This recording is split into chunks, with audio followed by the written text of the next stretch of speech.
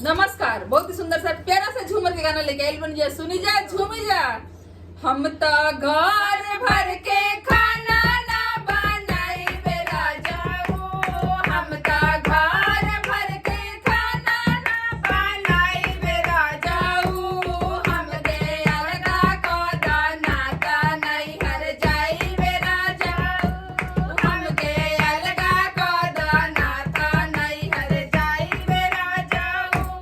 हम तो घर भर के खाना ना बनाई बे राजाओ, हम तो घर भर के खाना ना बनाई बे राजाओ, हमके अलगा को दाना ता नहीं हर जाई बे राजाओ, हमके अलगा को दाना ता नहीं हर जाई बे राजाओ,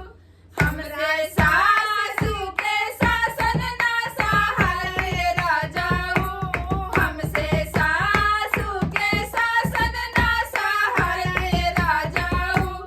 हमके अलगा को दाना ता नहीं हर जाई बे राजाओ, हमके अलगा को दाना ता नहीं हर जाई बे राजाओ, हम बड़ा की गोतिनिया ता बड़ा की खिलाड़ी, बड़ा की गोतिनिया ता बड़ा की खिलाड़ी, देखी देखी हमारा के टोन छोड़ा तारी,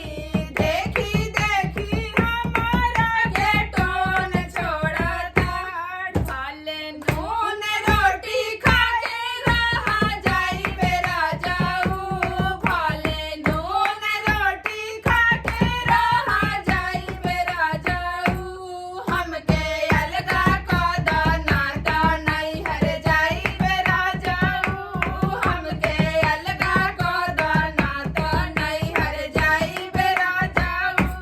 हमसा घर भर के खाना ना बनाई बे राजाओ, हम ता घर भर के खाना ना बनाई बे राजाओ, हमके अलगा को दाना ता नहीं हर जाई बे राजाओ, हमके अलगा को दाना ता नहीं हर जाई बे राजाओ।